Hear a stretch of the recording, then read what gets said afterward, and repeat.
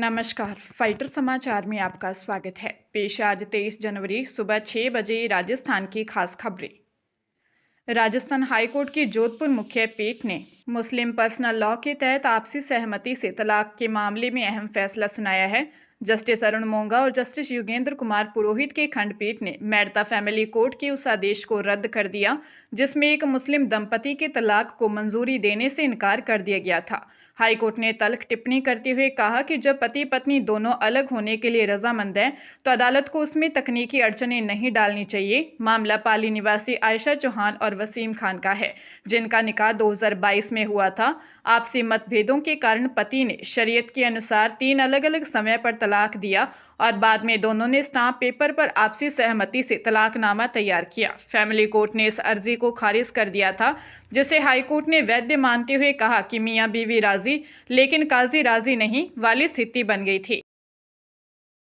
पूर्व सीएम अशोक गहलोत ने OMR sheet में गड़बड़ी के मामले में कर्मचारी चयन बोर्ड के कर्मचारियों के पकड़े जाने के बाद अब इस अवधि में हुई सभी परीक्षाओं की जांच करवाने की मांग की है। गहलोत ने भाजपा सरकार पर पेपर लीक मामले में राजनीति करने का आरोप लगाते हुए सवाल उठाए हैं। गहलोत ने एक्स पर लिखा, राजस्थान कर्मचारी चयन बोर्ड में ओएमआर शीट बदलने के खुलासे ने व्यवस्था पर गंभीर सवाल खड़े किए हैं। एसओजी की रिपोर्ट के अनुसार 9 साल पहले यानी 2018 से पूर्व की भाजपा सरकार से शुरू हुआ यह खेल 2026 तक जारी रहा है, जो बेहद ही चिंताजनक तथ्य है। जो कर्मचारी इस फर्जीवाड़े में लिप्त थे वे 2024 और 2025 में भी सक्रिय और राजस्थान कर्मचारी चयन बोर्ड में पोस्टेड थे। ये सभी परीक्षाएं उसी सिस्टम और स्टाफ की देखरेख में हुई जो अब ओएमआर शीट में गड़बड़ी के लिए पकड़े गए हैं। इस कारण अब इन सभी परीक्षाओं की शुचिता संदेह के घेरे में है। श्रीगंगानगर की सदर थाना पुलिस ने टांटिया यूनिवर्सिटी के नाम पर फर्जी वेबसाइट बनाकर युवाओं को नकली डिग्रियां जारी करने वाले गिरोह का पर्दाफाश किया है। पुलिस ने पंजाब के मुक्तसर साहिब निवासी सरबजीत उर्फ जॉनी को उसके घर से गिरफ्तार किया है, जिसने ठगी के लिए अपने घर पर ही सेटअप लगा रखा था। इस मामले की जांच थाना प्रभारी सुभाष ढिल्लों द्वारा की जा रही है और पुलिस ने साइबर एक्सपर्ट की मदद से आरोपी तक पहुंचने में सफलता हासिल की है। यूनिवर्सिटी के कुल सचिव विनोद कुमार शर्मा की शिकायत पर दर्ज इस मामले में पुलिस अब पकड़े गए आरोपी से पूछताछ कर गिरोह के अन्य सदस्यों की तलाश कर रही है। पीटीआई भर्ती फर्जी डिग्री मामले में एसओजी की बड़ी कार्रवाई जारी है। एडीजी विशाल बंसल के नेतृत्व में 40 सदस्यीय टीम ने मध्य प्रदेश के भोपाल और सीहोर में सर्च ऑपरेशन चलाया। जांच टीम ने सीहोर स्थित श्री सत्य साई यूनिवर्सिटी और प्रबंधन के ठिकानों पर छापेमारी कर अहम दस्तावेज और डिजिटल उपकरण जब्त किए हैं। एसओजी को संदेह है कि इस यूनिवर्सिटी की डिग्रियों के सहारे 67 अभ्यर्थियों ने फर्जी तरीके से नौकरी हासिल की। विश्वविद्यालय के रिकॉर्ड की जाँच की जा रही है, क्योंकि नोटिस के बावजूद प्रबंधन ने डेटा उपलब्ध नहीं करवाया था। मामले में अब तक 165 से अधिक अभ्यर्थियों के खिलाफ जालसाजी का मामला दर्ज हो चुका है। जांच में खुलासा हुआ है कि कई अभ्यर्थियों ने बिना कॉलेज जाए ही डिग्रियां खरीदी थी। कार्रवाई के बाद इस रैकेट से जुड़े अन्य बड़े नामों के सामने आने की संभावना है। अलवर के कठुमर में एक दर्दनाक हादसे में अपनी भतीजी का बस में छूटा बैग वापस लेने जा रहे चाचा की मौत हो गई। 19 वर्षीय छात्रा पायल मीना जयपुर से रीट की परीक्षा देकर लौट रही थी, लेकिन रोडवेज बस में अपना बैग भूल गई। उसे लेने आए चाचा नरेश मीणा ने तुरंत पायल को बाइक पर बैठाया और बस का पीछा करने लगे। मानपुर पुलिया के पास पीछे से आ रहे एक अज्ञात वाहन ने उनकी बाइक को जोरदार टक्कर मार दी। इस हादसे में नरेश मीणा की मौके पर ही मौत हो गई, जबकि पायल गंभीर रूप से घायल है। मृतक की 10 महीने की एक मासूम बेटी है और उसकी शादी महज 2 साल पहले ही हुई थी। फिलहाल पुलिस सीसीटीवी फुटेज के जरिए फरार वाहन की तलाश कर रही है। अजमेर एमडीएस यूनिवर्सिटी में उत्तर पुस्तिकाओं की जांच छात्रों से कराए जाने के गंभीर मामले में अब प्रशासन ने कार्रवाई तो की है, लेकिन दोषी परीक्षक की पहचान सार्वजनिक नहीं की गई है। विश्वविद्यालय प्रबंधन ने गोपनीयता का हवाला देते हुए नाम उजागर करने से इनकार कर दिया है। हालांकि सूत्रों का दावा है कि संबंधित परीक्षक नागौर क्षेत्र से जुड़ा हुआ है। इस पूरे प्रकरण को लेकर शिक्षा जगत में सवाल खड़े हो गए हैं और पारदर्शिता पर भी बहस तेज हो गई है। परीक्षा नियंत्रक डॉक्टर एसके टेलर के मुताबिक दोषी परीक्षक को आजीवन परीक्षा कार्यों से डिबार कर दिया गया है। परीक्षक सहित वीडियो वायरल करने वाले दोनों विद्यार्थियों के खिलाफ एफआईआर दर्ज कराने के निर्देश भी दिए हैं। वही जिस राजकीय कॉलेज के कोऑर्डिनेटर ने उत्तर पुस्तिकाओं का बंडल दिया था, उन्हें भी कारण बताओ नोटिस जारी किया गया है।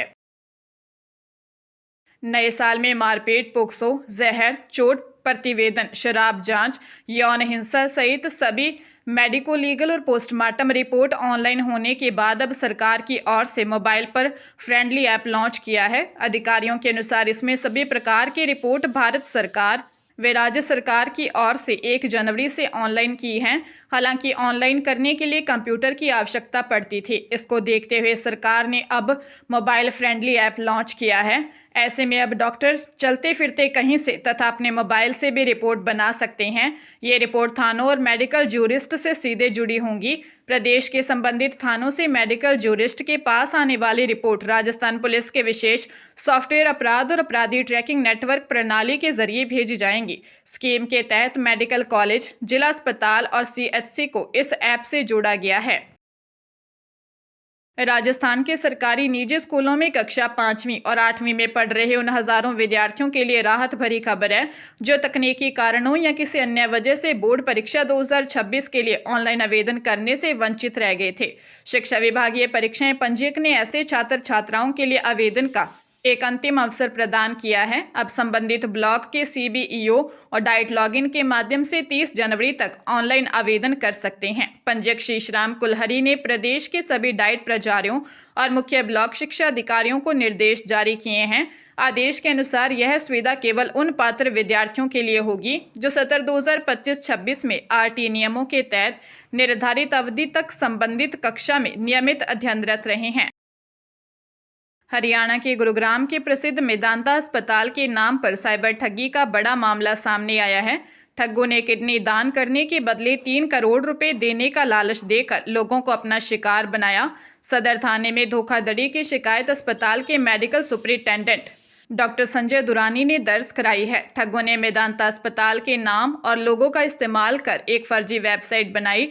प्रिया संतोष नामक एक महिला खुद को अस्पताल की डॉक्टर बताकर सोशल मीडिया और व्हाट्सएप के जरिए लोगों से संपर्क करती थी।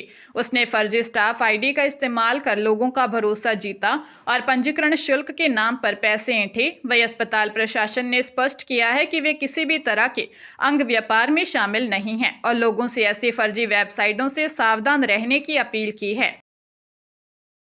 चित्तौड़गढ़ स्थित मेवाड़ के प्रसिद्ध कृष्ण धाम श्री सांवलिया सेठ मंदिर का मासिक भंडारा शनिवार को खोला गया, जिसकी गिनती के 4 चरण पूरे हो चुके हैं। अब तक हुई गणना में 26 करोड़ 81 लाख 65 हजार रुपये नगद प्राप्त हुए हैं। गुरुवार को गिनती का 5वां चरण चलो, जिसमें राशि का आंकड़ा और बढ़ने की उम्मीद है। मंदिर मंडल के सीईओ और अध्यक्ष की मौजूदगी में कड़ी सुरक्षा और सीसीटीवी की निगरानी में नोटों की छंटनी की गई। इस कार्य में 150 से अधिक कर्मचारी जुटे हुए हैं। पहले चरण में 10 करोड़ 25 लाख, दूसरे में 5 करोड़ 54 लाख, तीसरे में 6 करोड़ 43 लाख और चौथे चरण में 4 करोड़ 59 लाख रुपए की गिनती हुई है। अभी भेंट कक्ष, ऑनलाइन दान, मनी ऑर्डर और सोने चांदी के साथ विदेशी मुद्रा की गिनती होना बाकी है।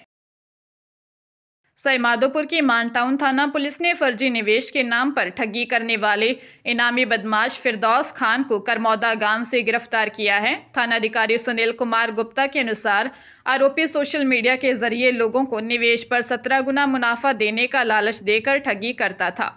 पुलिस जांच में सामने आया है कि ठगी की राशि फिरदौस के बैंक खाते में ट्रांसफर की जाती थी। इस मामले में पुलिस ने पहले ही कन्या आरोपी को गिरफ्तार कर साक्ष्य जुटाए थे, लेकिन फिरदौस घटना के बाद से फरार चल रहा था। पुलिस अब आरोपी से पूछताछ कर इस नेटवर्क से जुड़े अन्य लोगों की तलाश कर रही है।